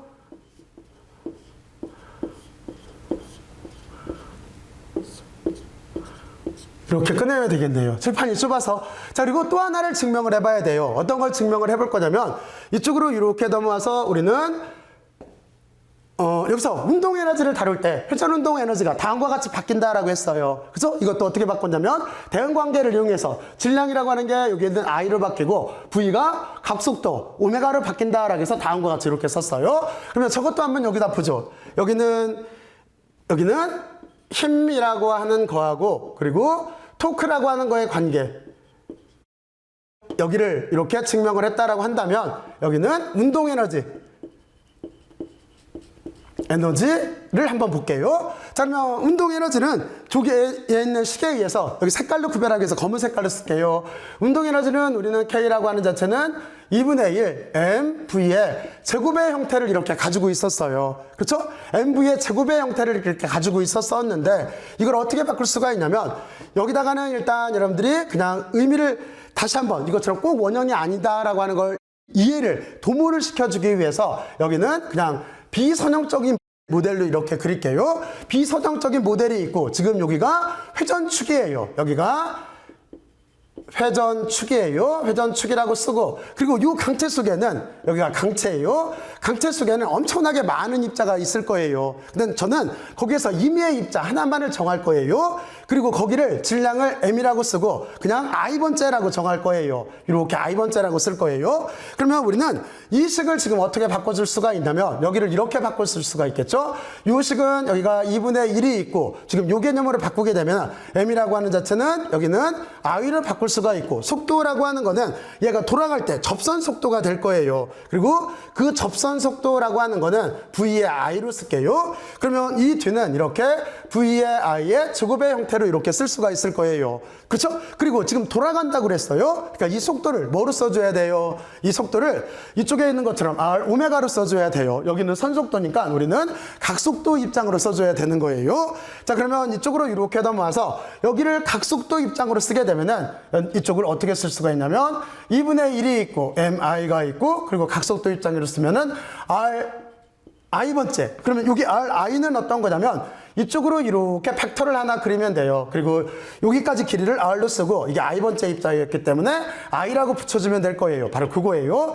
그리고 걔가 이렇게 각속도를 가지고 움직이게 될 거예요. 자, 그리고 우리가 여기를 다시 쓰게 되면 어떻게 되겠어요? 여기는 2분의 1이 있고 그리고 M의 I가 있고 그리고 제곱을 넣을게요. 그러면 여기는 R의 I의 제곱의 형태를 쓸 수가 있고 그리고 이쪽은 오메가 I의 제곱의 형태로 이렇게 쓸 수가 있을 거예요. 그렇죠?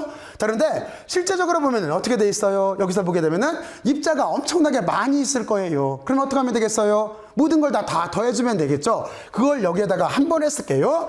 한 번에 이렇게 표현을 하면은 우리는 다 입자를 더한다 하면 선형중첩이 가능할 거예요. 그러면 그거를 그냥 시그마 기호로 이렇게 바꿔서 써줄게요. 자, 그러면 여기는 우리가 여기를 다시 어떻게 쓸 수가 있냐면 이제 2분의 1이 있고 모든 입자를 다 고려하는 중이에요. 여기는 이렇게 M의 I에다가 R의 I꼴로 이렇게 써주면 될 테고 그렇죠? 그리고 이쪽은 오메가 I의 제곱의 형태를 쓸 수가 있을 거예요. 그리고 실제적으로 이만큼 괄호 안에 있는 이 부분은 회전관성 예예요. 그러니까 여기는 우리가 어떻게 쓸 수가 있냐면 2분의 1이 있고 그냥 여기는 대표값을 I로 쓸게요. I로 이렇게 쓰고 이쪽을 오메가 이것도 이제 입자가 전체를 다 더해져 있는 값인 거니까 여기만 오해 없게 하기 위해서 여기는 제가 요 I를 쓰려고 박스로 넣은 것밖에 없어요.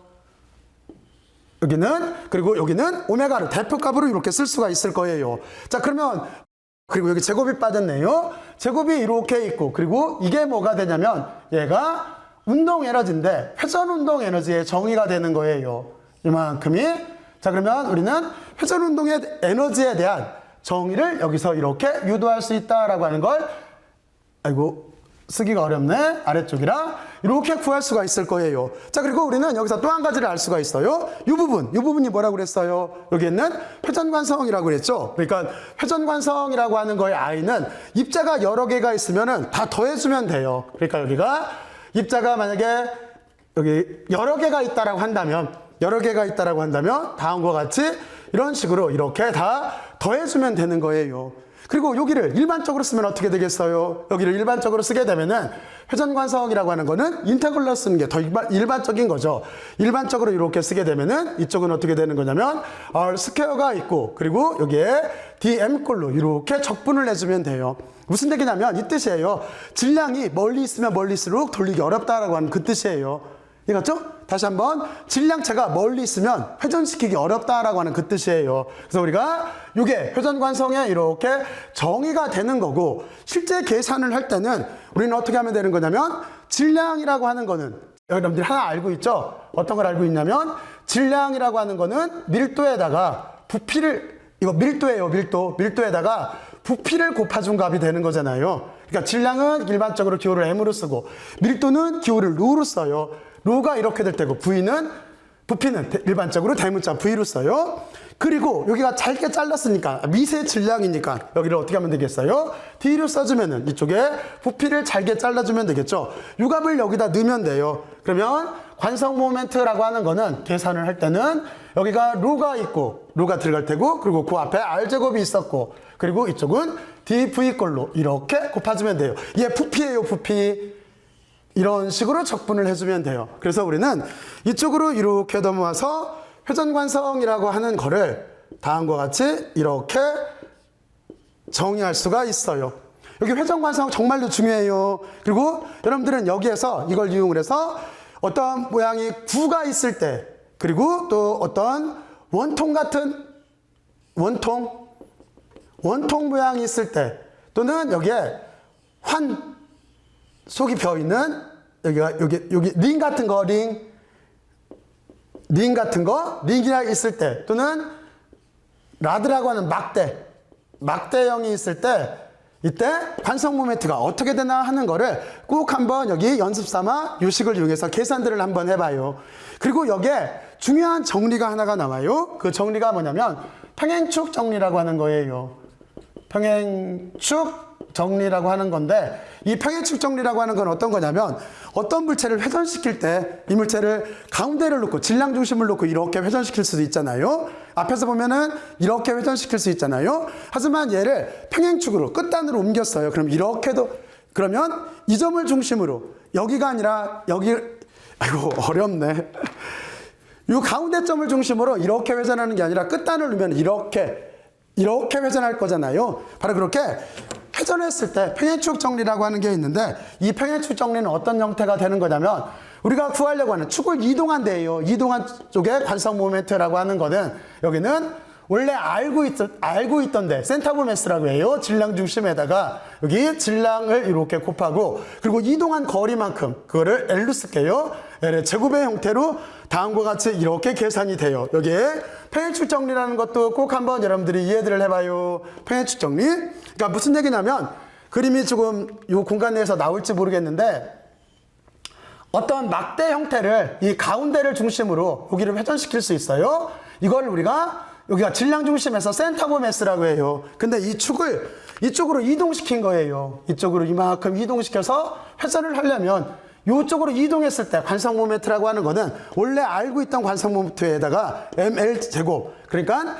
여기서부터 여기까지를 L이라고 했을 때 지금은 2분의 L이 되겠죠? 길이를 이만큼을 L이라고 넣으면은 여기가 2분의 1이 들어가겠죠? 반이니까 이만큼 이동했으니까 그 값을 넣어주고 계산하면은 여기 1번에서 회전시키던 게 2번으로 평행하게 축을 이동했을 때 그때 관성 모멘트를 쉽게 계산할 수가 있어요. 여기 하나 꼭들 여러분들이 이해들을 이렇게 해놓기를 바라요. 그러면 여기까지 이렇게 되어져 있고 자 그리고 이쪽으로 이렇게 넘어와서 나머지 것들은 여러분들이 다 설명을 했고 그리고 여기를 빼놨던 이유 중에 하나는 여기는 왜 그랬냐면 다른 게 아니고 이거는 저쪽으로 써야 되겠네. 여기 하나 증명할 게 있어서 그러면 우리는 이렇게 해놓고 나서 여기서 한 가지만 더 보고 넘어가죠. 이제 약간 조금 디테일한 설명. 자, 이제 이쪽으로 이렇게 넘어가서 우리는 여기 에너지 보존 법칙 중에서 여기까지 구한 다음에 하나 어떤 걸 했었어요? 어떤 걸? 지금 내용이 에너지 보존 법칙을 설명할 때 했었어야 되는데 근데 그때 제가 빼놓고 넘어갔어요. 그걸 지금 설명할게요. 이렇게 에너지 보존 법칙까지 공부를 하고 나서 하나 일률이라고 하는 개념이 나왔었어요. 그래서 여기다가 일률이라고 하는 개념을 추가를 할 거예요. 일률. 그러면 선운동일 때 일률이라고 하는 건 어떻게 됐었어요? 일률이라고 하는 거는 일은 하기는 했는데 너 얼마나 시간 걸렸니? 이렇게 질문하면 된다고 그랬었잖아요. 그러니까 회전운동일 때 일률도 똑같아요. 그러면 일단 파란 색깔로 이렇게 써놓고 나서 이 일률이라고 하는 거는 어떻게 바뀔 수가 있었어요? 회전운동으로 바꾸게 되면은 여기는 일률이라고 하는 거는 요식을 이용해서 여기를 구할 수가 있었죠. 여기는 힘에다가 이렇게 속도를 곱한 값으로 인류를 구할 수 있다라고 하는 걸 여러분들은 알고 있을 거예요. 자, 그러면 이게 회전운동일 때 회전이라고만 쓰고 인류라고 쓸게요. 회전운동일 때 인류라고 하는 거는 여러분들이 어떤 식으로 할 수가 있냐면 여기 인류를 P라고 썼으니까 대문자 P를 썼으니까 여기 운동량하고 헷갈리면 안 돼요. 일률이에요. 일의 능률, 일률이에요. 여기다 R을 이렇게 붙일게요. 그리고 여기는 시간에 대해서 여러분들은 이렇게 일은 했는데 이 일이 들어와야 되겠죠. 회전운동일 때 이 일이 들어와야 되기 때문에 R자를 이렇게 붙여서 써줄게요. 그리고 이것도 어떻게 다시 논할 수가 있냐면 일률이라고 하는 저는 여기는 힘을 토크 타우로 바꿔주면 돼요. 타우로 이렇게 바꾸고 점곱이 있었으니까 전곱을 그리고 여기는 V는 뭐로 바꾸면 돼요? 오메가로 이렇게 바꿔주게 되면은 이게 회전운동에 대해서의 일률이 되는 거예요. 여기 하나만 개념을 지금 추가를 해 놓을게요. 여기도 어떻게 끊어야 되나? 이렇게 하나 끊어줄게요. 여기 하나 일률 에너지 보존 법칙 중에서 자, 그러면 저게 막 지금 생각났네요. 자, 그러면 저기를 이렇게 하나 놓고 그리고 우리는 여기에서 이제 개념 하나만 이해를 해보죠. 선속도하고 여기는 각속도 사이는 어떻게 이해를 하면 되는 거냐면 여러분들은 이렇게 이해를 하면 돼요. 어떻게 이해를 하면 되는 거냐면 선속도라고 하는 거는 지금 여기 막대가 있어요. 막대에 제가 여기다가 점을 찍어놨어요. 점을 찍어놨는데 선속도라고 하는 거는 점 보일지 모르겠네. 그쪽에서 얘가 선운동이기 때문에 그냥 쭉 같이 움직이는 거예요. 힘을 가했을 때 쭉 하고 같이 움직이는 거예요. 옆에서 보게 되면은 이렇게 같이 움직이게 될 거예요. 그렇죠? 그러니까 모든 입자가 속도가 같아요. 이게 선속도예요. 그런데 여기는 각속도라고 하는 거는 여러분들이 정면에서 보면 쉬워요. 이쪽에 이렇게 고정된 회전축이 있다라고 한다면 선속도는 같이 움직이는 거지만 얘는 이렇게 회전하는 거예요. 그럼 어떻게 되겠어요? 각도에 따라서 각속도는 달라지는 거예요. 같은 각도를 돌아갔다라고 하더라도 여기 있는 요 입자 여기 있는 얘보다 얘가 더 먼 거리를 이동하게 되죠. 같은 각도라도. 그러니까 이쪽이 각속도가 달라지는 거예요. 다시 한번 선속도는 같아요. 하지만 각속도는 거리가 멀면 멀수록 각속도는 달라지게 되어 있는 거예요. 더 빨라지게 되어져 있는 거예요. 그 점을 명심해야 돼요. 그리고 또 하나 각속도라고 하는 거는 얘는 실제는 벡터예요. 왜냐면은 여기 속도도 원래는 벡터였었고 그렇죠? 그리고 여기 S라고 하는 얘도 돌아가는 방향에 따라서 벡터고 각도도 벡터예요. 그렇죠? 이쪽에서 보게 되면은 그리고 여기 있네요. 여기는 각속도도 실제는 벡터예요. 그러나 각속도의 방향은 어떻게 되는 거냐면 오른쪽으로 잡으면 돼요. 얘가 만약에 이렇게 돌아간다라고 한다면 손으로 잡으면은 지금 칠판면으로 튀어나오는 방향이 이게 각속도의 방향이에요. 그러니까 여기는 방향은 오른나사 법칙을 따라요. 여기 있는 방향은 오른나사 방향이에요. 여기 하나 참고로 알고 있어야 돼요. 그러니까 그 손가락으로 4가지 손가락으로 돌아가는 방향을 감싸 잡으면 엄지손가락이 가리키는 방향이에요. 지금 이런 경우에 여기 토크 같은 것도 마찬가지예요. 토크도 여기 거리 R을 손으로 가리켜요. 그리고 지금 힘의 방향을 여기 손가락으로 감싸요. 그러면 지금 힘을 위쪽으로 주면은 나사는 엄지손가락 방향이기 때문에 앞으로 빠진다는 뜻이에요. 또는 손가락으로 해봐도 돼요. 아래 방향을 가리켜요. 그리고 힘의 방향을 여기 중지로 이렇게 가리켜요. 그럼 엄지손가락 방향, 얘가 지금 토크의 방향이 되는 거예요. 근데 이렇게 해도 되고 그냥 여기 오른나사 방향이라고 해서 그냥 오른쪽으로 손가락을 감싸 잡는 게 더 편해요. 감싸 잡는 게 더 이해하기가. 다시 말하지만 회전축으로부터 작용점까지 손가락으로 가리켜요. 그리고 힘의 방향을 이쪽으로 손을 굽여요. 그리고 엄지손가락 방향이 이게 여기는 그 각속도의 방향이나 여기에는 토크의 방향이 되는 거예요.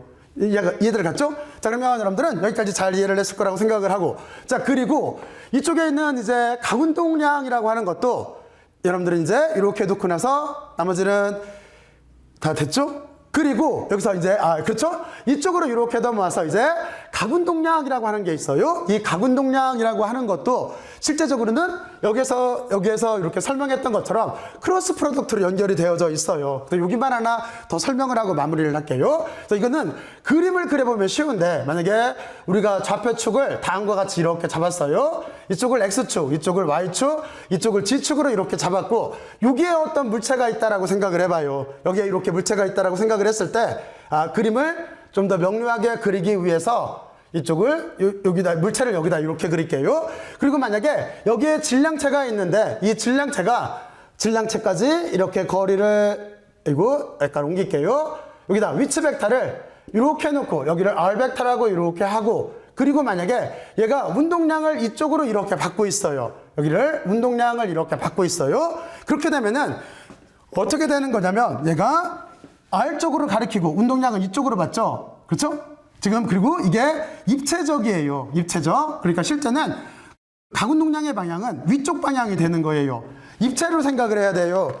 여기가 그림은 이렇게 그렸는데, 지금 이 점은 여기에 있는, 여기 종이 없나? 이 종이면 방향이 되는 거예요. 종이면 방향. 그러니까 지금 같은 경우에 우리는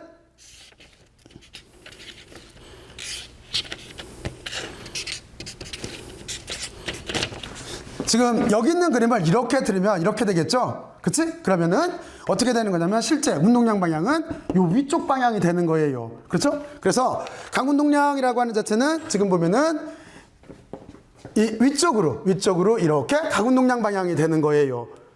이해들 갔죠? 그리고 얘는 어느 쪽으로 회전하고 있어요? 지금 이렇게 회전을 하는 거예요. 그리고 이 가운동량이라고 하는 거는 여러분들이 이렇게도 쓸 수가 있지만, 이 그림에 의해서 어떻게도 쓸 수가 있냐면 R 크로스 P로도 이렇게 쓸 수가 있어요. 가운동량은. 그리고 지금 같은 경우에 우리는 여기를 이렇게 연장선을 긋게 되면은 여기가 이렇게 파이가 되는 거예요. 그림이 잘 구별갈지 모르겠네, 입체적이라. 토크도 마찬가지예요. 만약에 여기가 운동량이 아니고 이쪽에 힘의 방향이다라고 한다면, 토크의 방향은 지금 위쪽 방향이 되는 거예요. 그래서 토크라고 하는 거는 일단은 R 크로스 여기가 F가 이렇게 되는 거예요. 여러분들은 하나 이 그림을 가지고 이렇게 이해들을 해놓길 바래요. 다시 말하지만 지금 공간을 X축, 여기를 X축, 그리고 이쪽을 Y축으로 잡았는데, 이거는 이런 형태가 되는 거예요. 여기가 이런 형태가 되는 거예요. 그렇게 되면은 지금 X축, Y축의 이 그림 자체가 R과 입자와 그리고 운동량 또는 힘이라고 하는 게 이 종이면에 있어야 되기 때문에, 그거의 수직인 G축 방향으로, Z축 방향으로 가운동량이나 토크가 이렇게 있는 거예요. 그리고 좀 전에 여기서 설명했듯이 가운동량이라고 하는 것도 기하학적 구조로는 R 크로스 P로 돼 있어요. 그리고 토크라고 하는 거는 여러분들한테 여기에서 설명을 했어요. 얘도 다음과 같이 이렇게 그림으로도 간단하게 그리면 다음과 같이 이렇게 그릴 수가 있어요. 여기 종이 한번 그려서 한번 여러분들이 머릿속으로 상상들을 이렇게 한번 해봐요. 상상들을. 그리고 방향은 아까도 말했지만 손가락으로 가리키는, 감싸서 돌아가는 방향이 되는 거예요. 얘는 이렇게. 이해갔죠?